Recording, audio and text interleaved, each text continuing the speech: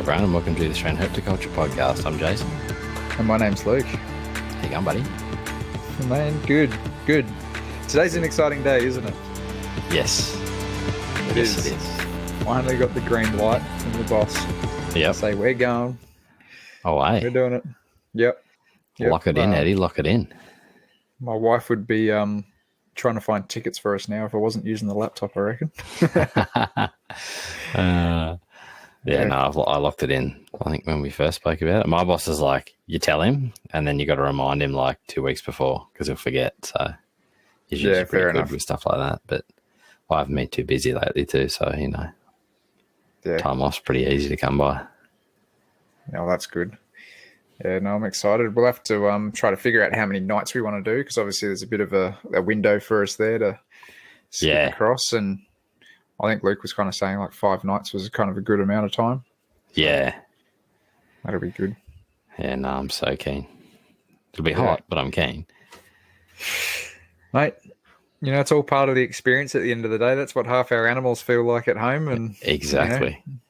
Absolutely cooking under the heat lights and stuff. So yeah, no, I'm super keen. Hey, I've been like just looking at pictures and stuff of stuff out there, and I'm like, man, I'd just be happy to find one thing that I haven't seen, which is pretty much anything.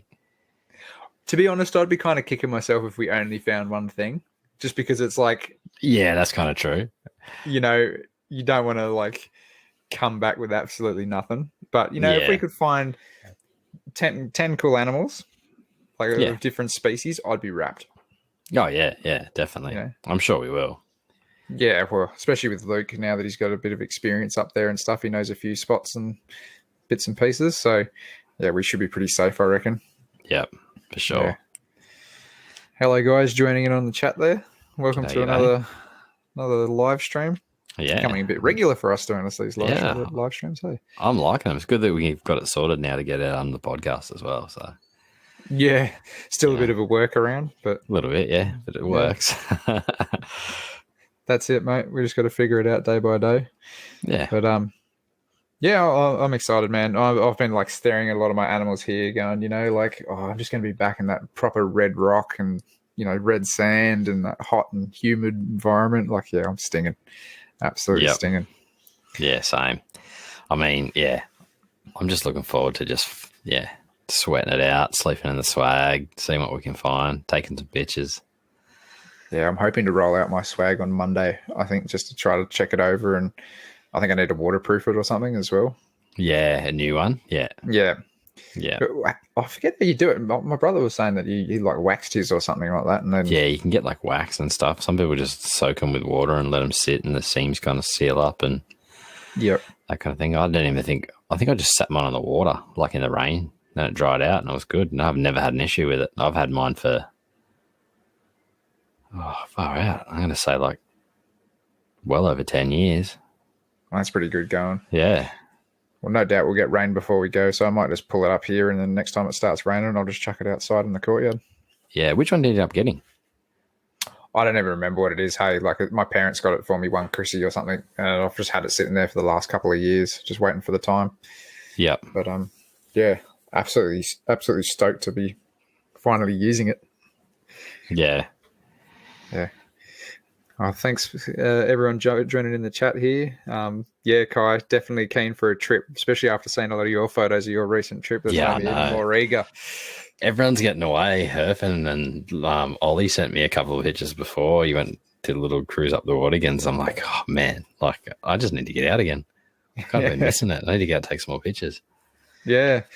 Oh, you were saying that it's supposed to be pretty warm tomorrow night, wasn't it? 32. And it's 35 on Saturday. 35 on Saturday. Yep. Bloody hell. Maybe so there's a couple of cracker days coming up. I think we might have to do a Saturday night. Yeah.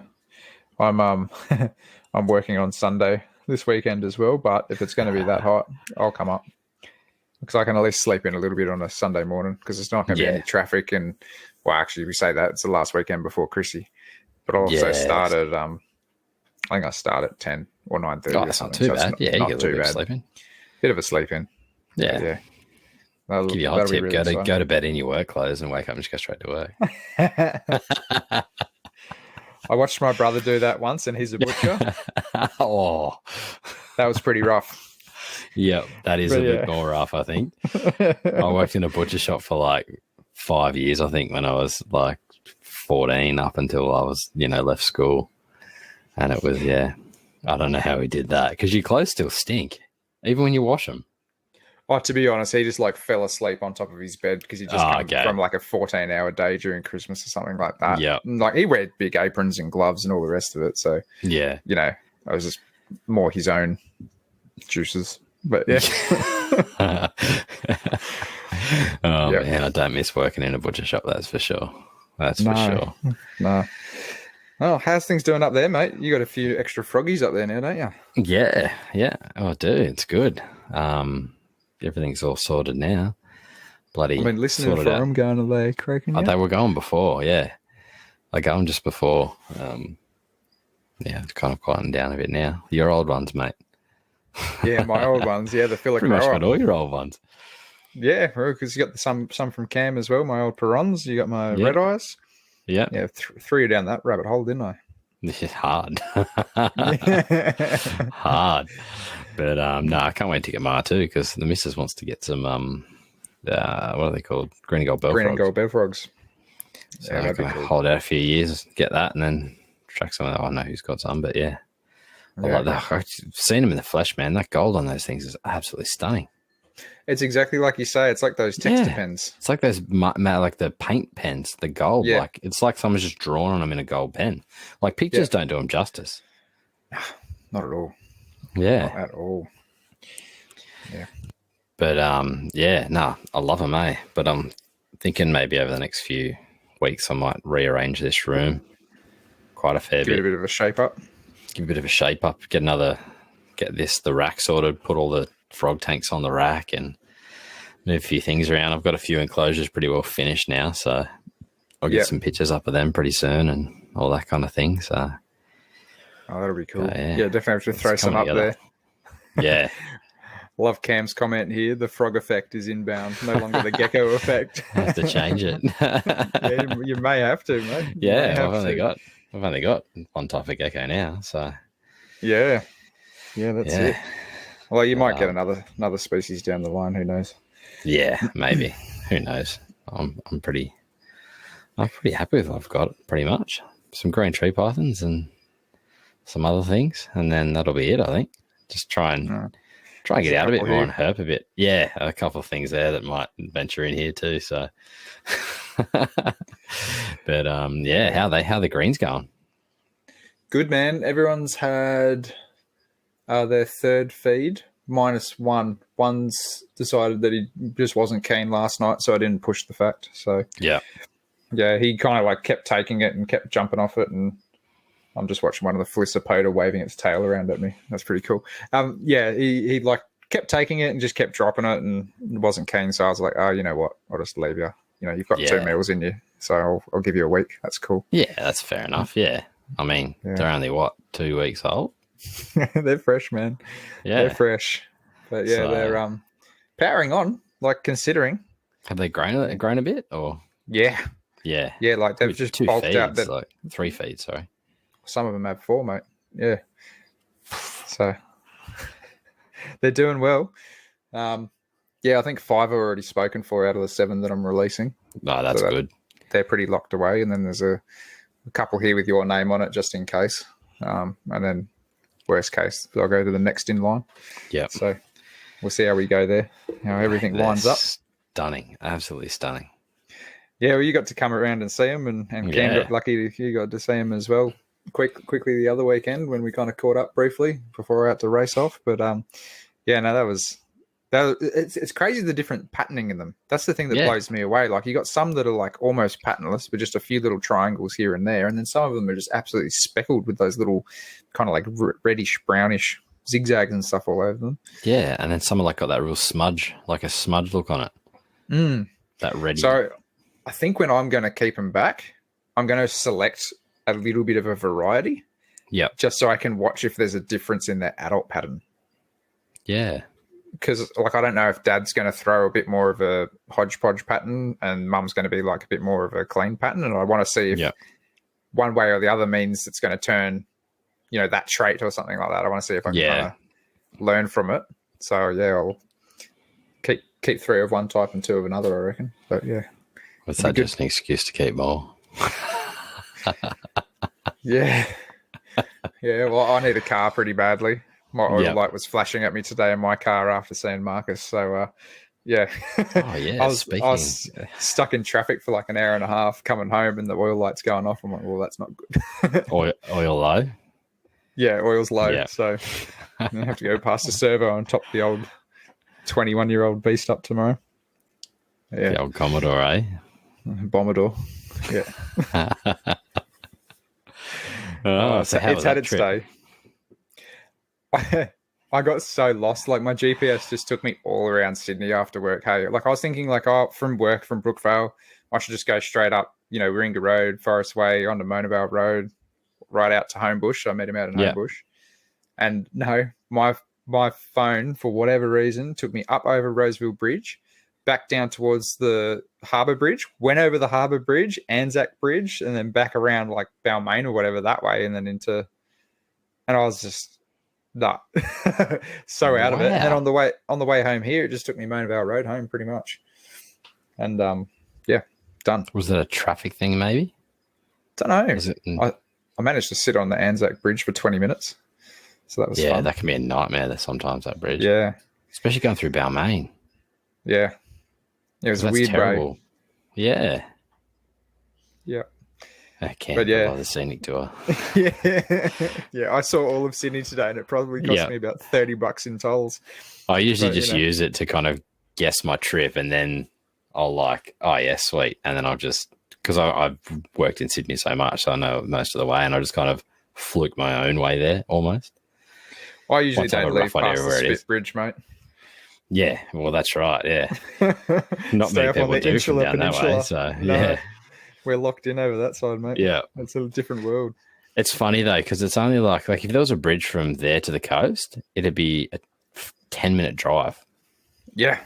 To the Central Coast. Quick. But you've got to go all the way around to get there. It's like an hour and 20. Yeah. I've got to go up and see Cooper sometime soon. He's over in the chat here as well. We've been talking about it for like 2 years and I just haven't made the effort.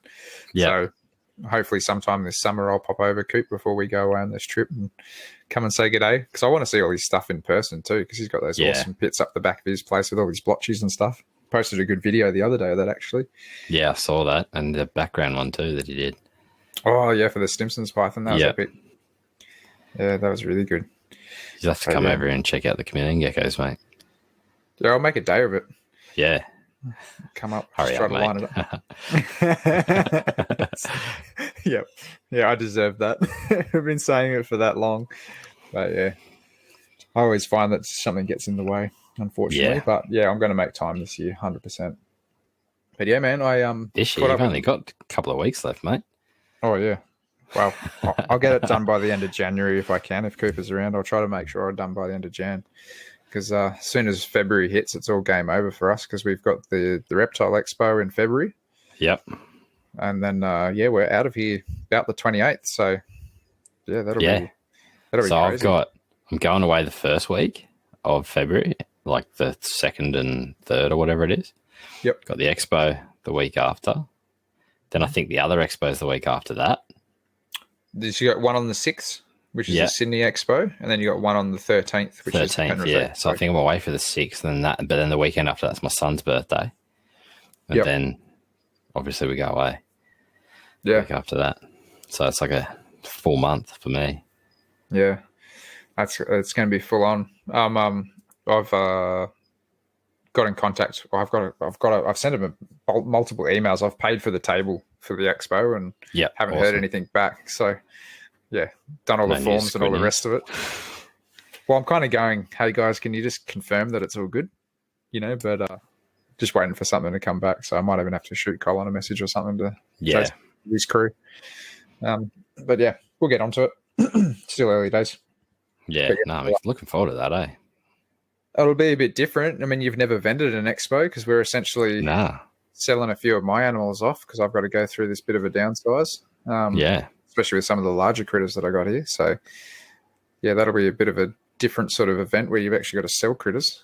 Yeah, but, I was gonna, before I packed everything up, I was gonna try and vend a few, but obviously, you know, the crunch time came and had to move things on relatively quick, because I was actually looking forward to it, because, you know, there wasn't many people had, like, you never really saw leaf tails on tables. You might see the odd one or two, but, you know, I had a bunch of stuff. I was looking forward to having a nice setup. I was even looking at, back then, before I decided to sell everything, I was even looking at getting those, like, acrylic displays and everything. Yep.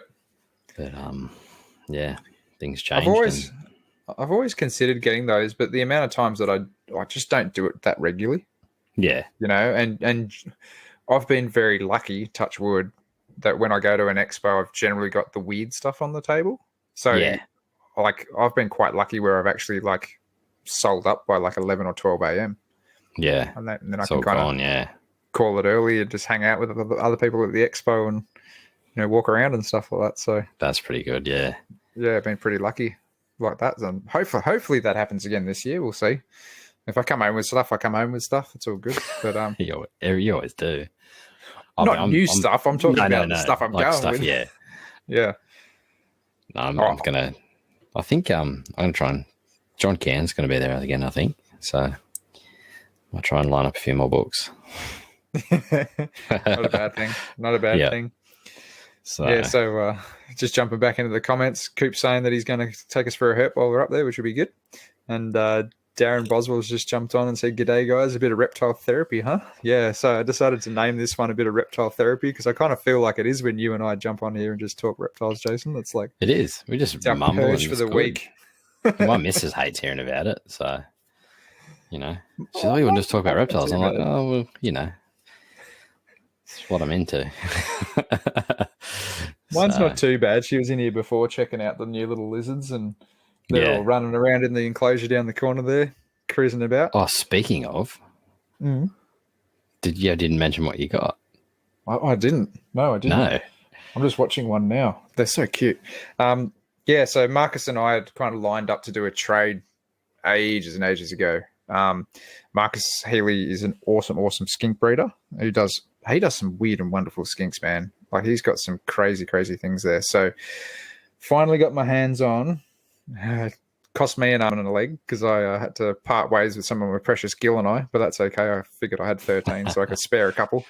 But yeah, came home with a little trio of depressor. So Agonia depressor. They're so cute, hey? Yeah, you sent me some pictures. Yeah, I didn't like. How old are they? They're Hatchies, aren't they? They're only like a month, I think. Yeah, you sent me pictures. Young. I was like, oh, they're tiny. They're awesome. Yeah, I think if I was going to get into skinks, they're probably one of the things I'd look at getting. I've always loved them. Yeah, but like, I think the thing that attracted me to them is just the same sort of habits as Gil and I, essentially. You know, they inhabit those kind of dry mulga forests over in WA, and pretty much act like Gil and I, except they're a skink. So, and the awesome tails they got too. They're like a little spiky nugget. Yeah, they're just so like short and stout. They're really cool. But that's why I've got the lights on here at the moment, as I just decided, you know, we kind of had our animals at work all day, both of us. So I thought I'll give them some heat and just let them warm up for an hour or two before bed, sort of thing. And they've just been running around and drinking, even eating a couple of crickets already. So, nice. Yeah, happy days. Settling nice and good. Yeah. So, really stoked on them. Marcus pretty much said if you put a hollow log in there, you're never going to see them. So they've got a hollow log, Marcus, and I'm seeing them running around. So I'm okay just now. But no, he's saying that they get into all sorts. He's saying that they get into a little bit of kind of like meat and veg, and as well as like the bugs and that. But it's like predominantly like 90% bugs. Bugs, yeah. So, that's all right. I've got enough bugs here. Yeah, exactly. I've got to change my bloody cricket tubs. I think they're getting too hot. They're just dying too quick. Are they kept in that room? Yeah. That's weird. That it seems to. I might have to. I think I might have to put some more ventilation on it. I think it's I've got a big mesh grill on the front, but I think I'm gonna have to do one on the back too. to let a bit more airflow through. I think the moisture's building up too much. Do you do one on the top?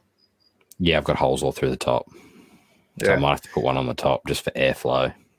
So I don't have any side vents, never have on my cricket tubs, but I just have like a big one with fly screen on the top. On the top, yeah. Yeah, because then any humidity is just straight out, yeah. Yeah. I've never done them on the side personally. I've seen people do it, but... Yeah. Yeah. I might have to do that. Reptile. The poor excuse tax right off. Yeah, thanks, Scott. No, that sounds very good.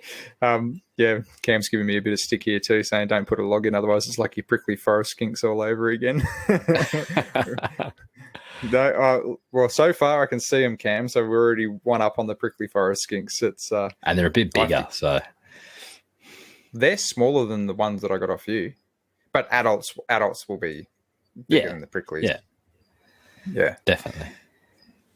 Yeah, no, it's exciting days though. That's been like maybe 2 years in the making. So. Yeah, I bet you were stoked when you saw them though. Yeah, yep, that's for sure.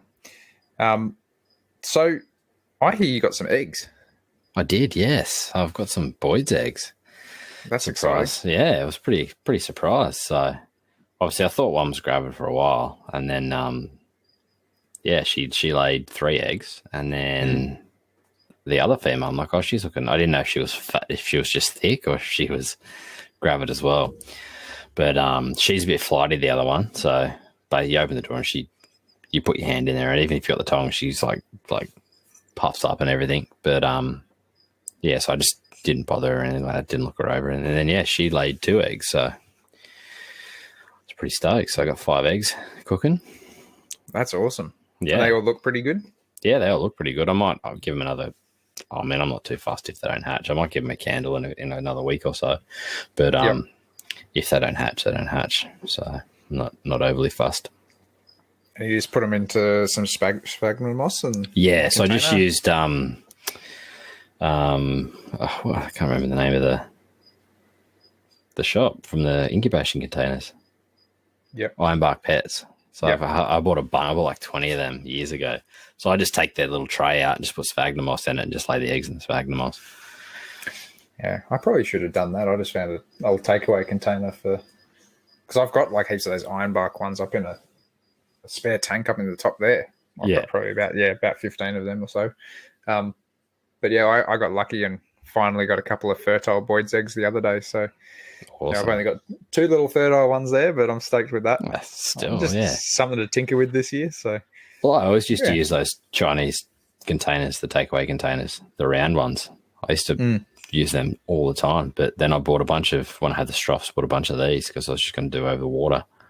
Yeah, but I figured I may as well just use these. The containers are good, so.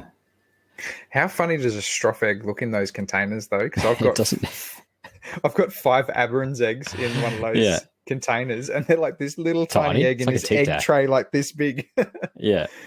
But I mean, because I thought I was going to try the overwater with the Boyds, but I just thought I'll stick with what I know with the rainforest species and just do it on moss.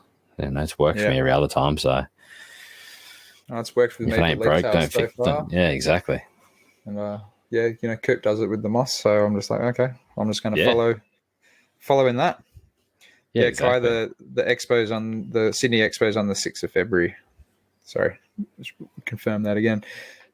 Scott's just said that keeping prickly forest skinks is in enclosure with nothing in it. You are 100% right, and that's what Jason told me, and I still bought them anyway. I did warn you. But they're one of those things. Like, I don't know. I still when you see them, they're just like, oh wow, that's such a unique animal. Like, that is awesome. But you have to be lucky, I find, to get a glimpse of them.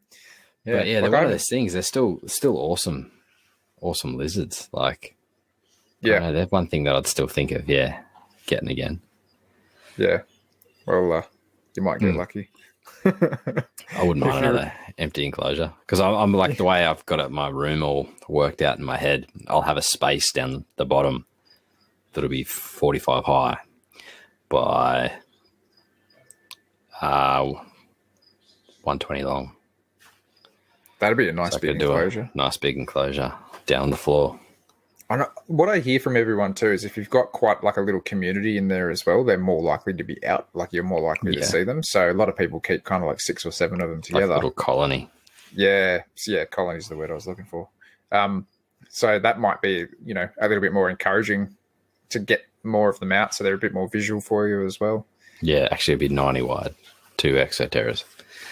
So that's not a bad size though. Yeah. They're only a small skink. Yeah. But so I'm thinking, I might even do something with that. Because that'll just be empty space with nothing in it otherwise. Well, you got to fill it with something cool. That's May as well have something unique. Exactly.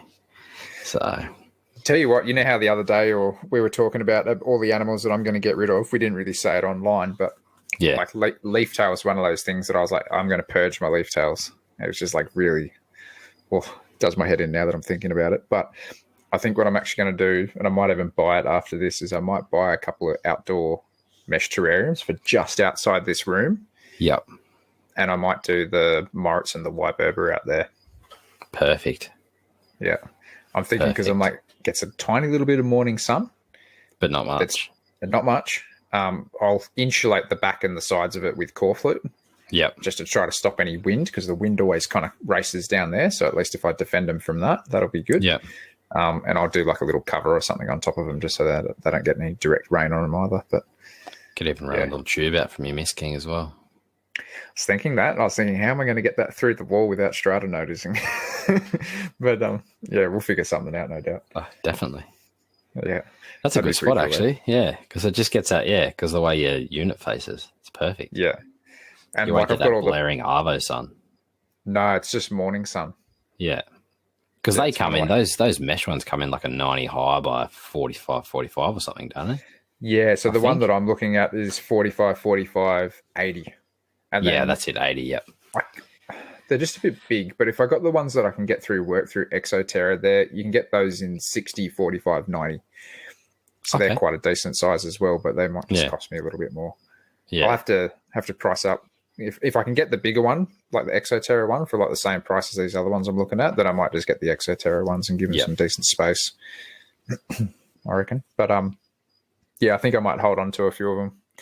Just I know I've already got some sorted for Mitch, and potentially Rick might think about getting some off me as well. So I'll sort them out with what I can, but I might keep a few back for myself. Yeah. And set them up out there. I've got all my plants and stuff out there. Like it's like a little tropical rainforest out that side there. So it'll just kind of like match right in, and I'll just kind of have all these plants around the mesh terrarium. So then they're kind of defended by plants and stuff as well. Yeah, similar to what what's his name? Grass is Greener. He's up in Cairns, isn't he? Yeah, similar. He's got those outdoor enclosures he's made out of looks like tube block, that aluminium tube block. Yeah. Mesh in. I think it was him. He had all the green tree pythons in it, and he had a whole bunch of like plants hanging on the front, plants inside. I was just like drooling when I was watching that video. I was like, man, if that's not something to like, aspire to, if you lived in that area, like it's perfect. Yeah, exactly. But I'd like to do something like that, and at least I'll be able to tolerate colder temperatures and stuff like that as well. Yeah. So that they're not going to really need heating as such. No. Well, I kept mine outside, and we're pretty much in the same area. So. Yeah. And I think that I'll make basically like a cube block frame for the bottom of the terrariums, and then just have like some wheels or something on it. So then if I did want to kind of just wheel them, if we're getting like real heavy rain or something like that, I could wheel them underneath like an awning or something. That'll just defend them a bit better. But I'll come up with something for it, no doubt. Yeah, just make sure you got a bit of weight or something in the bottom of the enclosure, though, like a weight on that tube lock wheel frame, because those enclosures are pretty light, so probably blow over the big wind. I'll figure something out, no doubt. Even if I have them kind of sitting, even if I just do like a sort of like a recessed sleeper bed or something just off the ground, and just have like a little recessed bit of timber in there, and then they can just kind of sit in it. That's a good idea. Like I'll figure something out. I'm pretty handy. Yeah, that'll come out good. That's a good idea, actually. So, just the white berber and the Moritz. Yeah. So, I don't think I'd put cornutus outside like that. And it might be a bit too cold for them. Yeah, I think I've already found a new home for them anyway, so potentially. We'll see. We're bad. Is that here? Yeah. We were talking about it the other day when you were over. I was like, yeah. Because when you said it, you froze. And I was like, oh, did I? Yeah. And you just kind of looking like this. And I was like, I didn't quite hear if there was any more to that or what the go was. But yeah, definitely. There's definitely space here. Yeah. I'd like them to be in the family, so to speak, you know, of like those close reptile keeper mates and stuff, just because they're just such impressive geckos. They're so big. Beautiful. Yeah. They're probably, they're my favorite of the leaf tails. Them and Celebrosis. Cindy got Celebrosis out the other day, didn't she? I saw that. Yeah. She hatched a couple of them.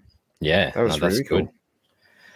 And even their tails when they come out as hatchies is just, I don't think I've got a picture on my Instagram of one on my finger. On my index finger, and like the tail's just like pretty much half the gecko is its tail. And they're just beautiful, cool.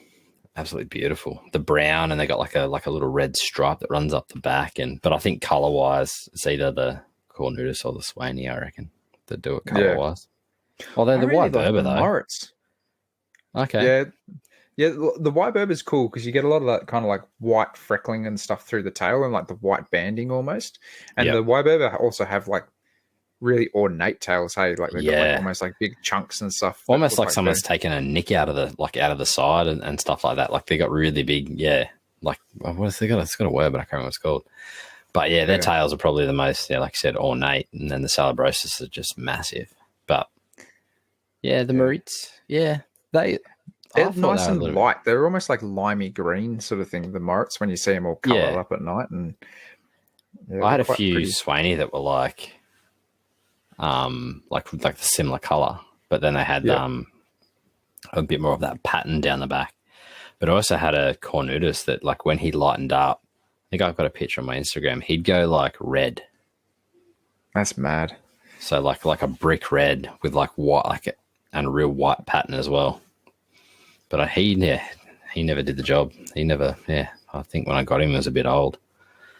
But you get that sometimes, don't you? Yeah. Tried him with a couple of different females, just didn't want to borrow it. So, because that would have been cool to see if that, similar colour pattern kind of translated to the babies, kind of worked through it. But, just wasn't interested. Tell you what, I think I got pretty lucky with that male white Berber that I got off you. He's definitely done his job this year. I've got more eggs than last year. I think I've got, how many white Berber have I got out now? I've got those 4, 2. I've got 8 white Berber, and I think I've got another 4 eggs cooking. So, nice. Doing his job. I lost one of the old girls this year though. She just dropped off the perch. But like as we talked about heaps, there's a good chance that she was pretty old by this stage. So had a good innings. Good innings, good wicket. That's it, man. That's it. So a couple of the girls are still producing. I couldn't tell you which ones because they all look the exact same to me. But you see them, they're all big all of a sudden, and then there's eggs. Go digging a couple of weeks later. Yeah. But no, it's I don't know. I do miss leaf tails. That's probably something in the future I'd probably look at getting back into again, I think. At least they're low maintenance as far as geckos are concerned. Like they're not regular feeders. No. They're pretty neat too, like clean. They kind of crap in the same spot of the enclosure. Have you noticed that? Mm. Well, it depends how many you've got in an enclosure, but... And you generally don't have it smeared down glass and on the cage roof and stuff like Oedura, like those things just painted on. Everywhere. It's a good thing they're pretty. Graffiti artists. Man, the amount of times that I've scrubbed that Fimbria enclosure behind me. Yeah. Like, I think I need a gurney or something just to take the rocks out and just gurney it all off. See if the tile pointing can put up with it. It should do. But they're buggers of things. But like you said, it's lucky they're good looking geckos, because I think if they weren't, I don't think many people would bother with them. Nah, it'd be too hard. It'd be too much work. But Yeah, like it's pretty lucky that obviously, like, if they poop near the ground, it's not so bad. The cleanup crew kind of takes care of that. And, yeah, that's right. But it's just they've got like a couple of latrines that they use on top of like top rock shelf. Yeah. Because they're up high too, so you'll be up on a ladder trying to clean those buggers. Yep. I get up there and I'm like, oh, geez, they're, right up the top there. But, you pretty much only see it when you're up real high. Yeah. Watching one of the Felicipoda just waving its tail around. I think it's seen its mate. That's really cool. Interesting. It's the first time they've been together in this tank because I've just finished their tank and put them together. But, that's pretty cool. That turned out good, that tank. Yeah, I'm pretty stoked with it. I'm going through and editing the video now. So hopefully I'll get that out in the next week or two. But it's cool being able to just be like right here and like just look just over to them, and they're just like boom, all climbing around the rock work and stuff, like getting into the cracks, like they wedge themselves right into the cracks, which is really cool. Yeah. But that's good stuff. I pretty much used all of. I've still got like a half a bag of Ash's mix left, like his arid mix, but that's what I popped into this enclosure, and just a couple of basic plants like the pile of palms and some ficus. Yeah. That'll be good. But that my branch in the Boyd's enclosure's gone nuts. I've got sprouts left, right, and center out of it now, and they're probably like, I'd say well over 10 centimeters long. You've got to have roots in the bottom there, surely. Have to surely, because it's like it's crazy, and it's not like they've sprouted a little bit and died. They're just, every time I check it, they're just like growing, and there's more, like probably 300 mil down. I've got some sprouting out now as well. It's crazy. So, jeez, that's pretty good going. Yeah.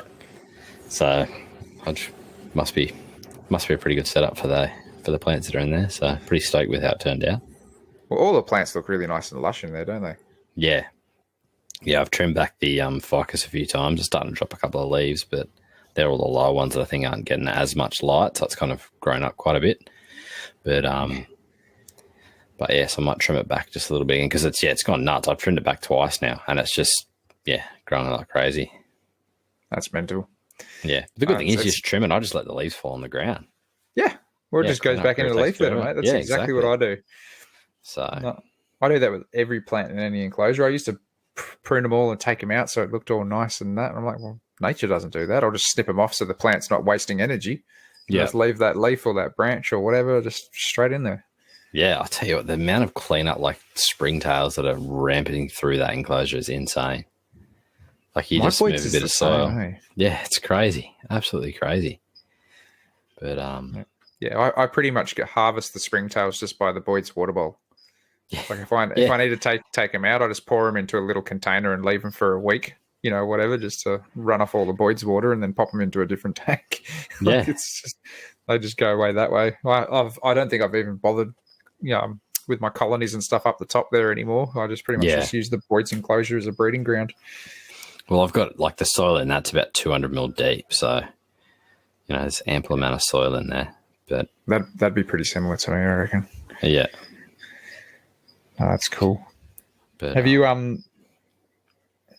started that other enclosure that you were talking about last time, or you've got it in the works again?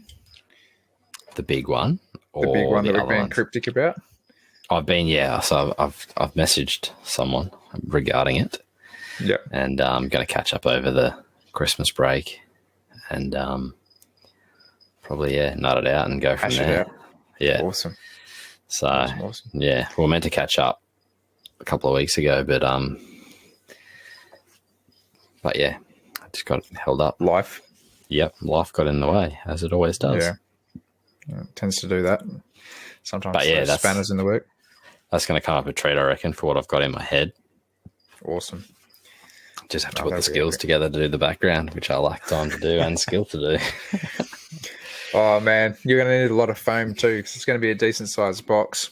Yep, decent-sized box. Fair bit of thick bits in there as well. Yep. So, well, that photo I sent you the other day. So for the listeners at home and here on the live stream, I started up my Kimberley rock monitor enclosure for its upgrade, and I think I've gone through. It was either 7 or 8 sheets of foam. Yep. to do what I did so far, and I've still got to do a lot of carving, and there'll probably be another rock or two to add into it. But yeah. Some of the ledges on that, though, are like 300 mil deep. Yeah, well, I'll be doing similar, so. Yeah. But, well, for what you're getting, you're going to need it. Yeah. So something similar, but I've got actually, so what I'm thinking of doing is using the green board, but I've also got a bucket load of like real thick white foam. Styrofoam, yeah. So I might pack it out with that. Yep.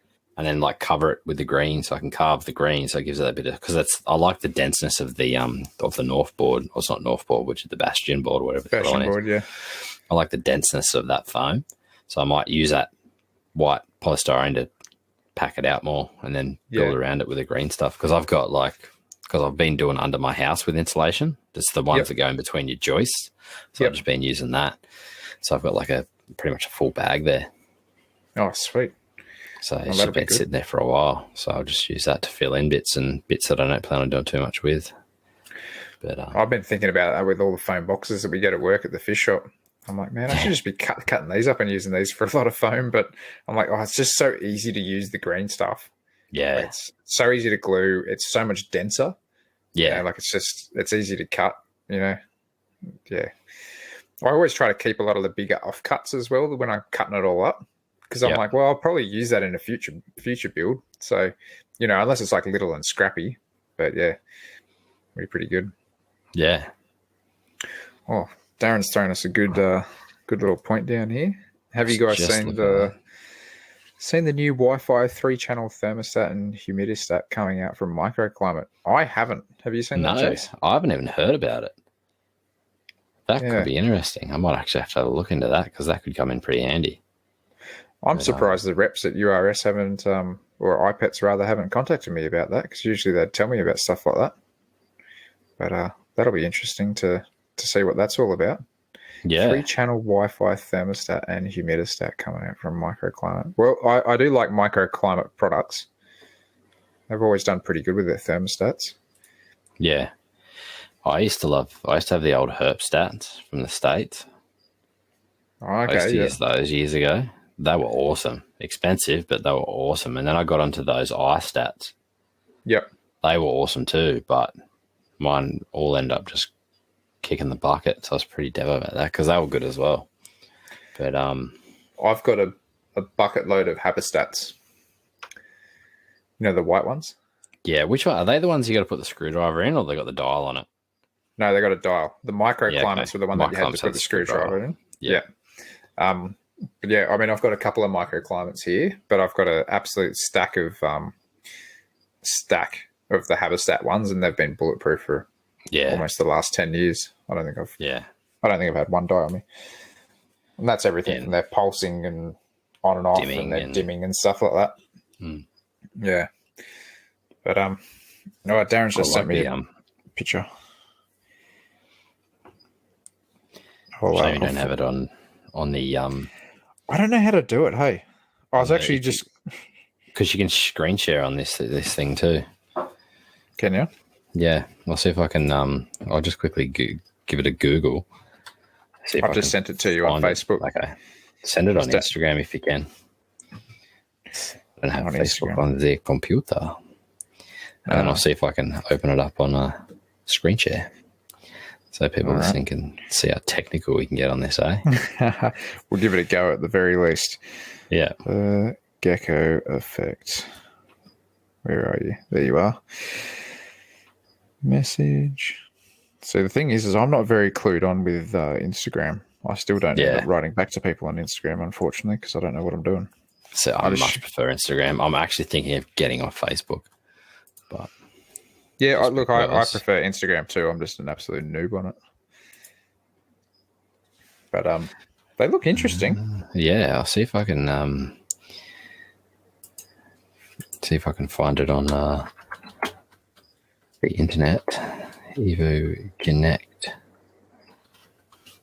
That looks pretty cool though. It looks like there's a lot of controllability with it by the looks of it, from what I can see from this limited photo. And it also looks like, obviously there's an app that goes with it too if it's a Wi-Fi controlled product. So you can kind of dial things in. 3-channel Wi-Fi thermostat and humidity controller. That's epic. Oh, there's not many people that have put that sort of stuff out. Hey. No, not really. I don't think there is one. Yeah. Well, which is a shame. Yeah, we're pretty much most of us are using all that Grid Connect stuff now to try to make up for a lack of a product that's actually made for reptile enclosures. Yeah, that's right. So that's cool that somebody's coming out with something. They've probably been listening to people, I think. Yeah, maybe indeed. Thank you for that, Darren. That does look really cool, though. Something I'd probably definitely invest in, I'd say. Yeah, I can't really find much about it on. I've got the picture, but I can't really do anything with the picture. But it looks good, eh? Yeah. The 3 channels is good, especially if you're running racks and everything else.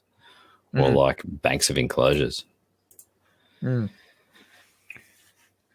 Yeah, I wonder if you could... I suppose you'd be able to set like nighttime drops and stuff like that on it as well. Yeah. Yeah. Oh, that'd be pretty handy. Compare to the autos you go out there and you adjust your thermostat and this and that. I just put them on a timer, mate. Yeah, Darren said all these Evo lights will be obsolete overnight. I was only looking at the Evo lights the other day, so I was almost I was probably like that close to pulling the trigger on one. But now, depending on time frames, it might even hold out for that because that could come in handy. Yeah. For my enclosures. Yeah, without letting too much away. Yeah. You got to pinch your tongue there, mate. Yeah, otherwise you'll let the cat out of the bag. Yeah. But that's actually, I'm going to look into that, I think. Yeah. Probably won't be for 6 months or something silly like that. But I mean, they've obviously run it through the tests and everything if they've released a picture on what looks to be their Facebook, I believe.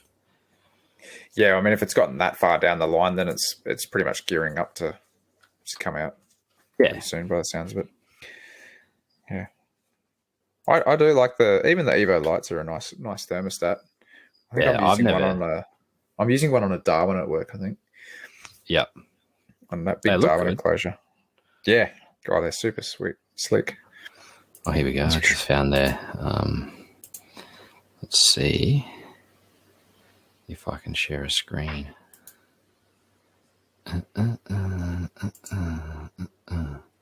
See if I can work it out. I don't even know what you can actually see at your end because I'm always the one flicking the link at you. Oh, hang on. Here we go. Can you see that? Stream. Oh. So there you go. So that looks it there. Twin channel thermostat, 3 channels. So they got a twin as well. Evo connected looks like a twin channel thermostat just with Wi-Fi. So it's only the thermostat. Yep. Then they've got the 3 channel with and humidity controller. That's pretty cool. That's pretty nifty. There you go. So they've got the Pro connected 3. Oh, so they just, by the looks of it, they just do a 3 channel Wi-Fi thermostat as well. So it doesn't have the humidity control. That's pretty handy. Looks like they've put a bit of thought into that one. Yeah. So that's pretty good. Yeah, sick. There we go. It's a pretty nifty little trick there, the old screen share. I'll have to learn how to do that one. Yeah. No, that looks pretty good, eh? Might have to keep an eye for that one. Yeah, interesting the price though. Yeah, well, that's the thing, right? Is what's that going to be worth, and what can other products potentially do for you that are a lot cheaper? You know? Yeah. You know, like at the end of the day, if you can only turn it, if you could like manually dim your dimming thermostat and this and that, and set it like all that kind of thing, it might be worth it.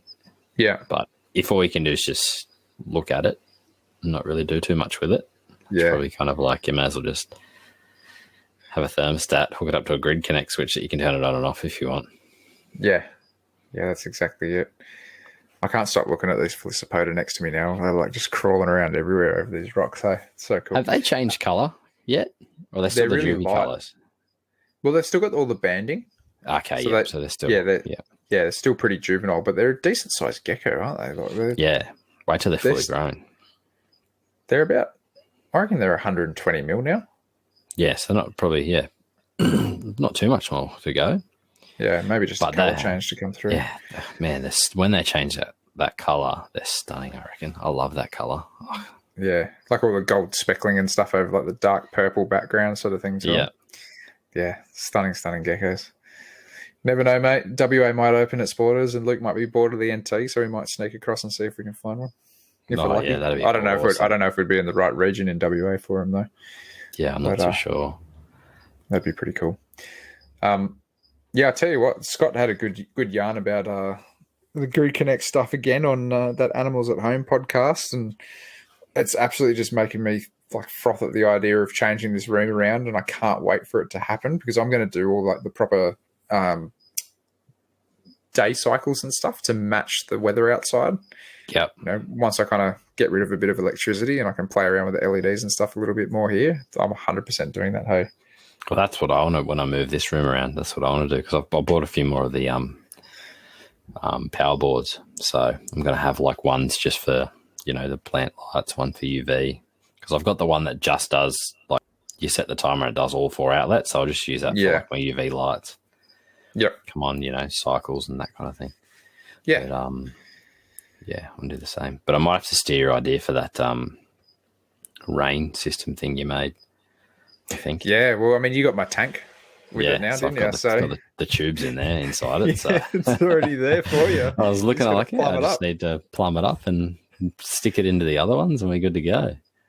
Yeah, pretty easy to make. Like, it only takes a couple of minutes really to put it all together. You just need the machine to be able to pump it. Yeah, that's all I need to get. It's the machine. So, but yeah, man. I wonder if you could do that off. Surely you'd be able to. I'm just trying to think if you could kind of like use a little dosing pump, but then like split it into like multiple tanks. I just don't think the aquarium dosing pump will have enough power to do multiple. Yeah. Might have to come up with something different there, but I'm sure you could find a pump that's just like the pressure wise, there's not too much pressure. Yeah. I find it so hard to get a pump that's got such a thin outlet. Yeah. Like that's that same sort of like 4 mil outlet or whatever it is. Yeah. You could always tap it down though. Yeah. Yeah, it does. Darren's just said that he reckons that you'd be able to, regarding the thermostat this is, he reckons you'd be able to do that via an app. But, you know, if you're well down the road with Grid Connect, probably not worth it. So, well, you never know though. Like, I mean, I might be putting, or going to plan, I might be putting the Boyds in the bedroom if my wife allows it. So maybe that thermostat could be handy for something like that. You know, having that in there to monitor a few things. But yeah. But even then, if you can manually adjust the temperature, manually dim it from the app, I think it would be worth it, even if you had Grid Connect everything else. Yeah. 100%. But yeah. Exciting times, man. Yeah, I'm really looking forward for doing it all in this room. It's just about getting some funds, a few less animals, get a bit more time up my sleeve, get rid of this Chrissy break and probably this herp trip, and I'm going to get stuck in and be building things left, right, and center, I reckon. I'm just keen to get, have the last few things set up just so I can have everything. Like this kind of looks like a bomb site, and I've got like enclosure building crap everywhere and like tubs everywhere, and there's still like there's a rack next to me that's still got crap on it that I need to take into the other shed, and just need more time, which is the thing I don't really have. But that's it, mate. There might be a few extra exoterras here if you want them as well, potentially, if you need them. I will need some more. It's so funny watching this go full circle. No, I just want Boyds. That's all. I'm good with Boyds. Yep.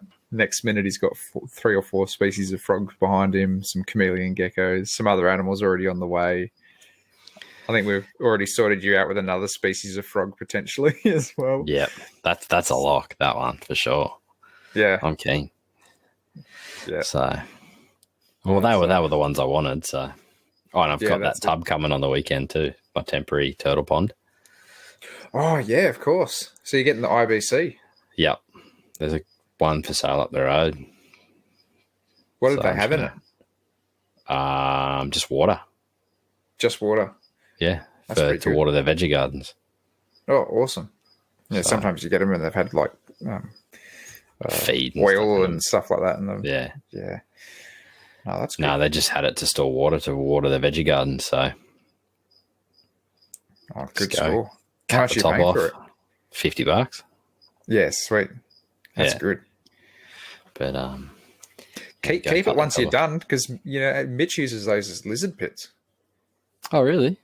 Yeah, he halves them, and then I think he drills a bunch of holes or something in the bottom, just so it's fine enough the lizards can't get out. And then he pops it on the ground, and I'm pretty sure then he fills it up with a bit of I'm pretty sure he does a drainage layer on it, like you would a biotank, just to kind of help it drain out. Yeah. And then dirt over the top, and he keeps like smaller gammons and skinks and stuff in them outside. Yeah, that's not a bad idea. Yeah, it just makes them short, like kind of 50 centimeters high sort of thing. And then I'm pretty sure he puts a top over the top. I can't remember, but it might be worth having a chat to him about them, because they've got other uses, mate. Yeah, well, I saw a post on Facebook someone used it. I'm like, oh, that'll actually be really good, temporary, because I can just use the pump and everything, set all that up, and then that gives me time to finish the million other things I've got to do. And I got a half-finished renovated house, kids, lots of stuff. I went and saw the turtles on Sunday. I think it was on Sunday. No, Monday. And no, it was on Sunday. My father-in-law was like, "Oh yeah, I've been feeding them." He's quite happy down there looking after them. He's like just chucking in pellets. He's like, "When is your mate going to come and pick these things up?" I'm like, "Oh, when he's ready." He bought an IBC the other day, so yeah, he's one step closer. Yeah, literally just got to get the pump, fill it up, and be good to go. Put some sand in the bottom. I'll set it up so it's like put a little bit of dock in there and all that kind of stuff. So that'd be right, mate. Son love them. Absolutely froth over him. He's obsessed with turtles. So, are you going to leave it the full height, the IBC, for the now? You're just going to kind of like just clean off the top? Yeah, I'll just clean the top off, leave it full height. Yep. I think so. Yeah. Yep. You always do need more exoterras, Rain. Yeah, always. Such a good comment and so true. If I had somewhere to store all of them, I would. Yeah, definitely. I've still got a bunch of 45, 30, 30s. Like the one behind me here. I got like probably 10 of them still. So if anyone wants any of them with some cork bark lined sides, let me know. I think I'm going to keep all my 30, 30s and my 30, 45s. I think I'll have room to store those, and just when hatchie season comes around for anything, then at least I can whip them out and look after an animal for a couple of months or whatever in them, and before they get sold on. Yeah, no, they're definitely good. That's why I kept them too, because they're a good size, but I don't need as many as I have. Yeah, no, that's fair enough. Oh, well. What else have you got going on up there, mate? You've got any more books in the works? No, I've still got to pick up that one off Matt. But that's pretty much all I've kind of settled down at the moment. Just coming up to Christmas, obviously with kids. Yeah, spend quite a bit of money on Christmas presents, especially like, not heaps of money. I don't like to spoil them, but you want to spoil them a little bit. Yeah, of course. Yeah, Christmas, and I've got nieces and nephews and everything else and that kind of thing, and obviously the trip, and so I've kind of slowed down on the books. But obviously if I come across some coggers, I'll definitely grab them if I see them, the ones I need. Yeah. And obviously I've just got to sort out that one with Matt. But well, that's a no-brainer for you. Yeah. 'Cause that's like definitely an absolute rarity. Yeah. So I've got actually no, hang on. I lied to you. I did get another book the other day. Telling me fibs already. I forgot. I got another. I found a complete carpet python. Oh, cool. Yeah. One of the. Yep. When are they releasing that one? They're still a little while. I think they're still a little bit off on that one, but I saw it come up for sale for a good price. I was like, oh shit, I'll grab that for sure. So it was pretty much the price it was when it came out. Oh, laughing. Yeah. So I was like, I jumped on it straight away. I was like, is that still available? Like, yeah. I'm like, take it. So I grabbed that, but because I've got a signed copy when it first came out, but obviously cool. I don't have a normal one, so I don't like to read the signed books as much. But I mean, heaps of people who have signed ones, but I saw this one. I thought, hey, I'll grab that for sure. Oh, that's good. So I did tell a fib. I did get a book. I haven't gotten any for a while, actually. I've been very good. spending my money elsewhere. Yeah. I've been trying to save up money just for this trip, just knowing that there's going to be a few bills and stuff to pay there, and I definitely need a new car. So anyway, that'll get sorted one day or another. I love Kai's comment that he's just chucked up here. When he was at the Australian Reptile Park, it gave him anxiety seeing all those empty exoterras in the new frog conservation area. I felt the exact same because we must have. When did you go there? Might have gone for the Christmas part. I think he went for the Chrissy party. Yeah. But I was at your place that day. Obviously, I had my son too, so I couldn't really stop in. But that's right. I remember your son going, "Mum needs green tree pythons." He did too. He come home and told her as well. Did he? I was like, yes. I didn't even tell him to. I was stoked. But, he didn't want to leave the green tree python, did he? He loved seeing it. Loved it. He kept going backwards and forwards between the babies and the mum. Yeah. Yeah. No, he was stoked. But I told her anyway, like they're a one that I have to get back eventually. So she's like, yeah, okay. I don't know how keen. But she did saying that she loved my original green tree pythons I used to have. She used to actually, out of all the snakes I had, they were the only ones she'd get out herself. Wow. Okay. Yeah. So because I had removable perches in all the enclosures, so she just go in and just unhook the perch, just pull the perch out, and it just come off the enclosure, and she just chill with the male green tree python. Wouldn't be able to do that with my greens, mate. Oh, really? Stick your hand in the cage. It's food.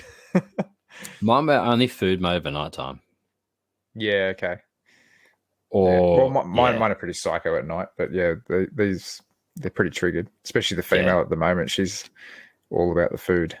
But I found you could snap them out of it easy. Like if you came in with a hook, and you touched them, as soon as they felt that hook, they were like, "Oh yeah, no, there's no food." Cool, and then they were all good. Yeah. But if you came in there nighttime with your hand, you were food.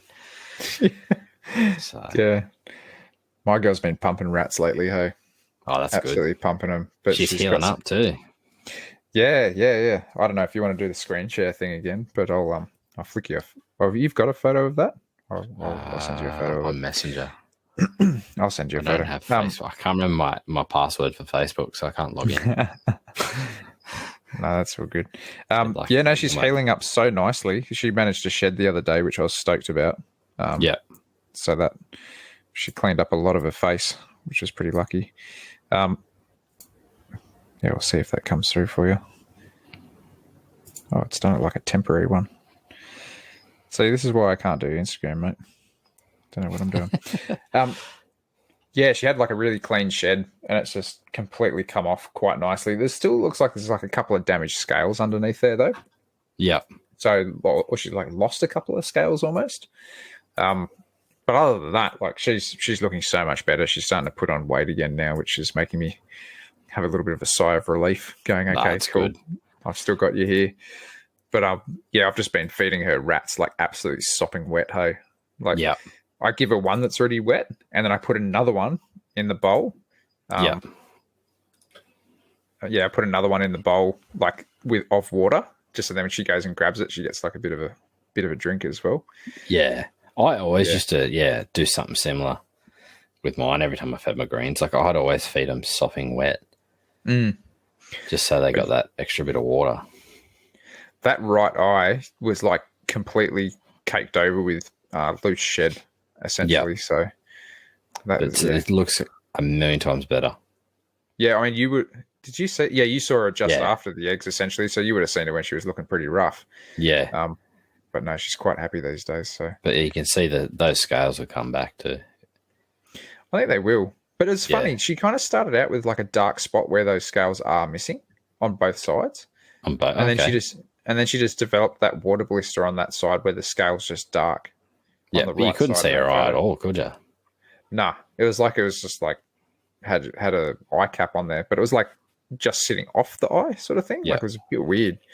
But yeah, man, I'm stoked. She's looking way less skinny now, so happy about that. Yeah, I bet.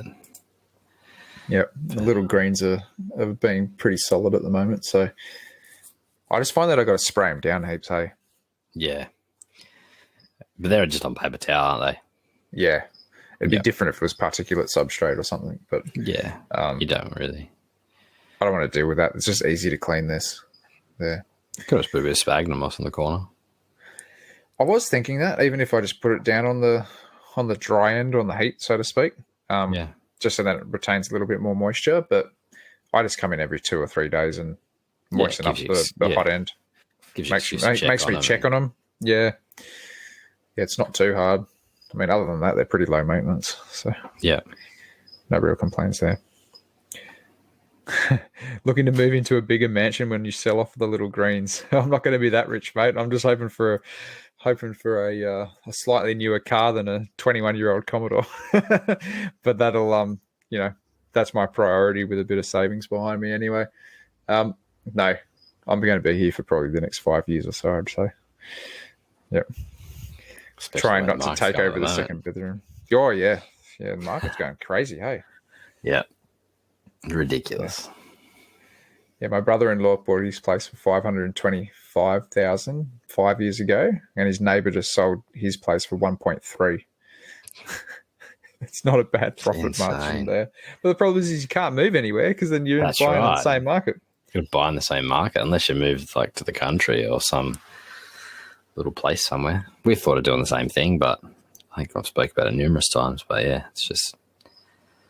Then you got to find work in the areas and exactly all the rest of it. Exactly. Your family's not there, kids are with their cousins and everything else. So yeah, that's it, man. That's it. I'd love to be down where my parents are, and yes, it's bloody quiet and beautiful down there, but not a lot going on. Yeah, definitely. Not unless you're commuting to Canberra. But yeah.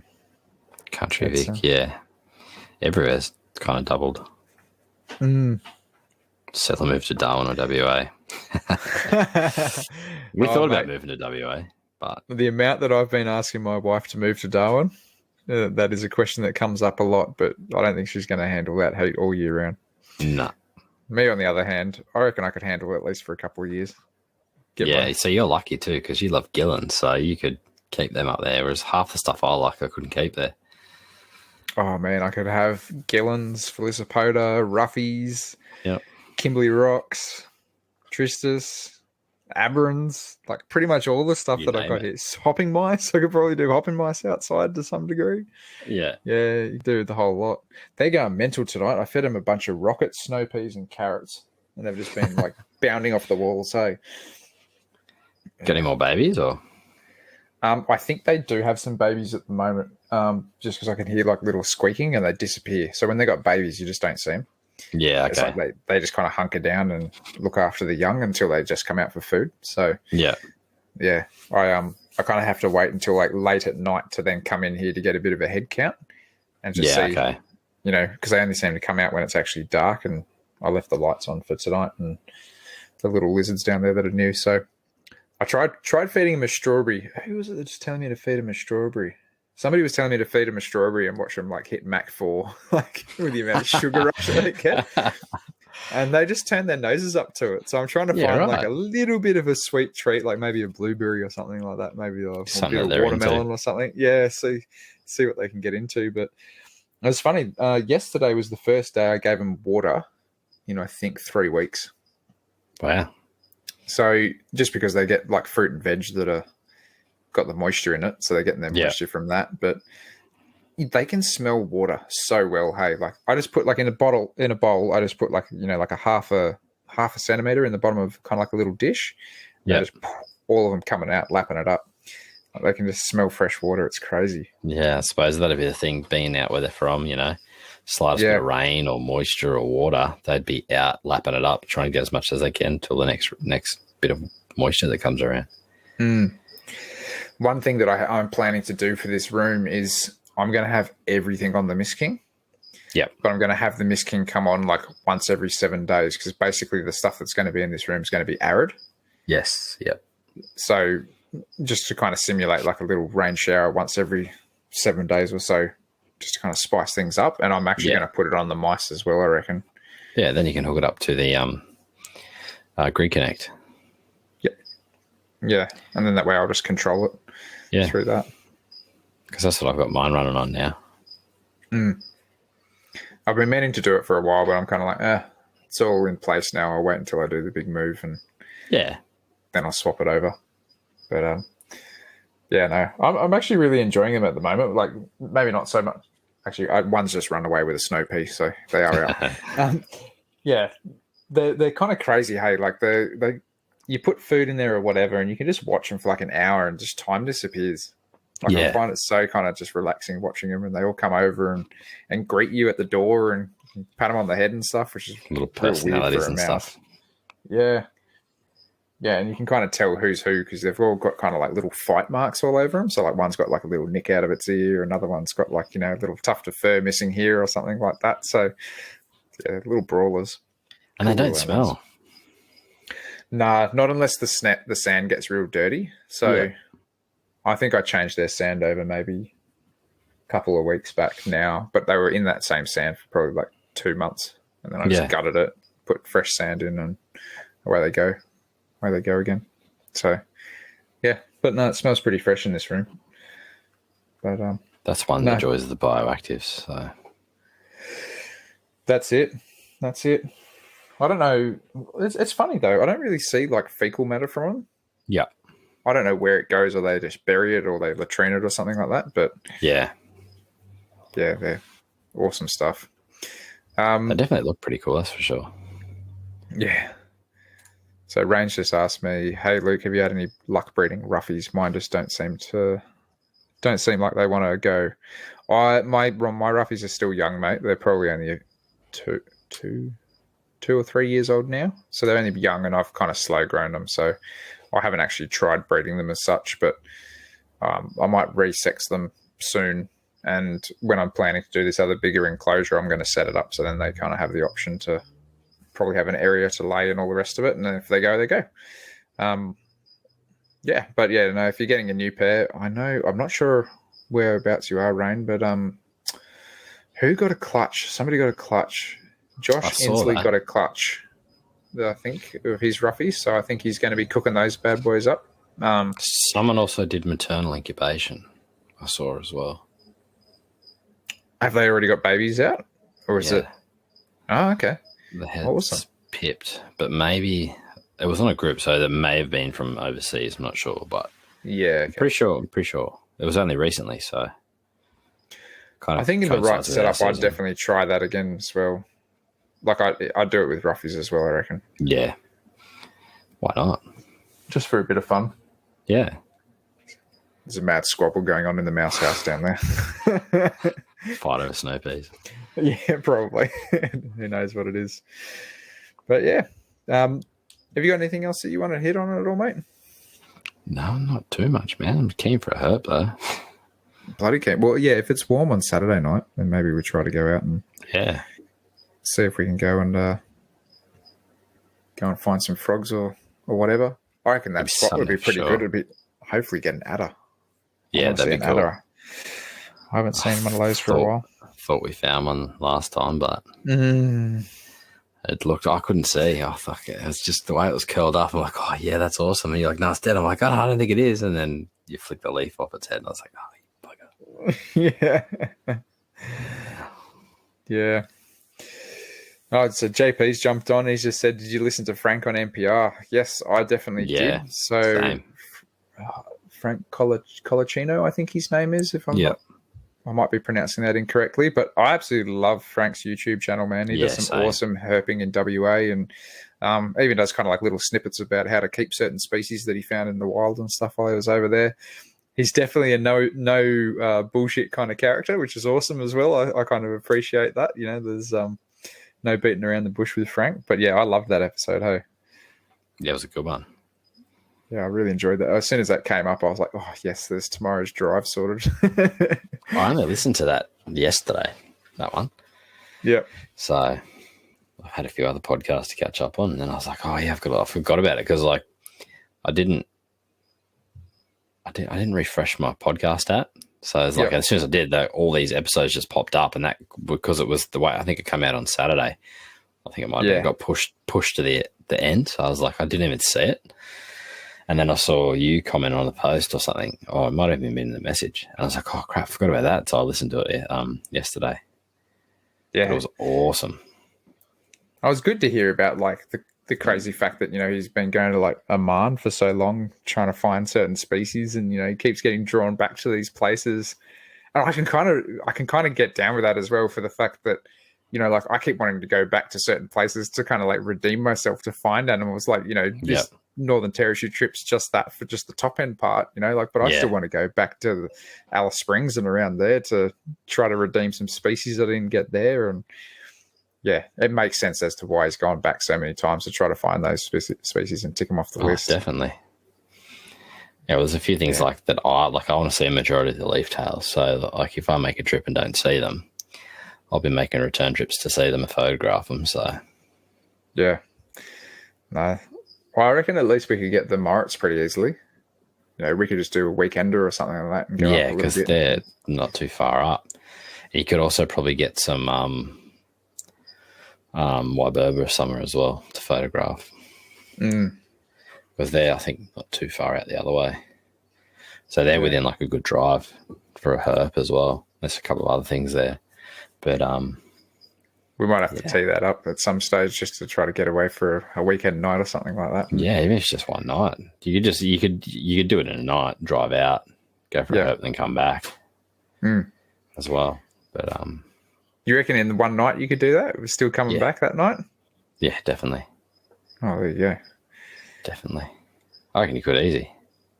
Yeah. No, that'd be good stuff. And then that's 2 leaf tails ticked off that I've seen. 3 if you include the Platypus. Yeah, that's true. I've seen them. I've got one that lives under my house in the corner. I see him every time I go into the house to run some PowerPoints and stuff. But he's still there. He's still there. Actually, yeah, they still count. That's right. I'll probably see when I forget to photograph them because I've seen them so often. Like, they're the thing that I see the most. So I'd probably... I wouldn't get, but actually, I might actually have to try and do that. But obviously not the one under the house, but it's there, like the termite caps and brickwork and stuff like that. Yeah, bit of a floor joist there. No, he's got a good spot because where he sits, it's between where the front of the house meets the driveway, and there's all these like spiders that live all there. It's kind of near a garden bed, so he's got free reign of all these bugs. So he's got an awesome spot. You can hear him in the wall sometimes as well. But, they're awesome geckos. Yeah. Awesome no, we geckos. might have to tee that up, actually, for a trip up there. That'd be an easy one to do. Yeah. And there'd be other few things out there you haven't seen as well. Oh, there'd be stacks of stuff. Yeah. I've only either herped Sydney or way out of Sydney. I haven't done kind of like the greater Sydney region. I haven't done... just west of the Great Dividing Range or anything like that, really. Like it's either been like my local spots or like the Northern Territory or wherever. So, yeah, it still counts. I'd love to go and see some leafies, man. I'd be keen to see some Morits and even a few more species up that way. See some different frogs. I'd be so keen to see some different frogs. I was stoked just to see those frogs we saw when we went out last time. That's awesome. It's refreshing when you go out with somebody that appreciates that. Like, I still appreciate the animal, but I'm like, it's like my 1,000th one of these that I've seen, sort of thing. Yeah. So it's kind of like, that's cool. But when you had that energy to kind of go, wow, this is fantastic, I'm like, okay, I feel a little bit more revived now, like it's, a bit more refreshing. Stupid me didn't realise that. I thought I'd already photographed one of the frogs, but it was a different species. And I just got like a pretty bland photo of it on the road. And looking back, I'm like, oh, you idiot. Like, I should have got a better photo of it. At least it's not too far away. That's an easy fix. Yeah, exactly. Yeah, that one's pretty easy. So, but I'm keen to get back out, that's for sure. Yeah, well, maybe we'll try to aim for Saturday night and see how everything tees up and how it goes out. I think this weekend's going to be a massive weekend for me at work, hey? Yeah. Last weekend before Christmas, and it's you can even today I could start seeing that people are starting to rush. So, but I'm keen, man. I'm keen.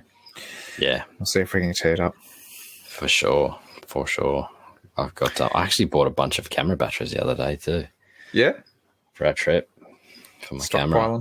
Yeah, well, I meant to buy some a while ago, but I jumped online and they were, because my camera's, it's an old model, but they've got newer models of it, but now everything's going to mirrorless. So it's kind of like almost like a superseded camera now. Yeah, okay. They're not actual Nikon batteries, they're a generic brand. But I got 2 batteries and a USB charger for $40. That's good. The batteries themselves are usually like $40 a battery, or might even be $60 a battery. So I bought 2 lots of it because they were so cheap. So I basically got 4 batteries, 2 chargers for the price of pretty much 1 battery. Oh, that's awesome. Yeah. Like even if they don't last, because I've got 2 genuine Nikon ones, even if they don't last the length of that, if they last half the life, at least I've still got 4 of them. Yeah. I can still have them fully charged. And then, Oh, that's awesome. Because I was trying to think of, trying to charge batteries and this and that while you're out. It's going to be a bit hard. So at least if I can have 6 fully charged batteries, that should be pretty good. Yeah. Yeah, I think I'm definitely going to have to bring my camera up. I have to buy another flash. I've got a couple of batteries, so I should be okay for the amount of photos that I probably won't take. Yeah. I should be pretty sorted with 2 batteries, I'd say. I don't even think I burnt through 1 battery when I was in the Northern Territory last, just because I didn't. Yeah. I should have pulled my camera out more than what I did, but it's one of those things. I get excited and I'm just watching the animal and letting it go and going, oh, crap, should have stopped for a photo. Yeah, because I'll probably do some landscape stuff too. So long exposures drains your battery a little bit. So. Oh yeah, especially because the nighttime sky out there will be awesome as well. So I'll probably try and do some astro stuff as well. But, yeah. I think my wife had a bit of a different idea about what we were doing out there. Hey, because tonight she's like, so are you staying at Luke's house? I'm like, I don't think so.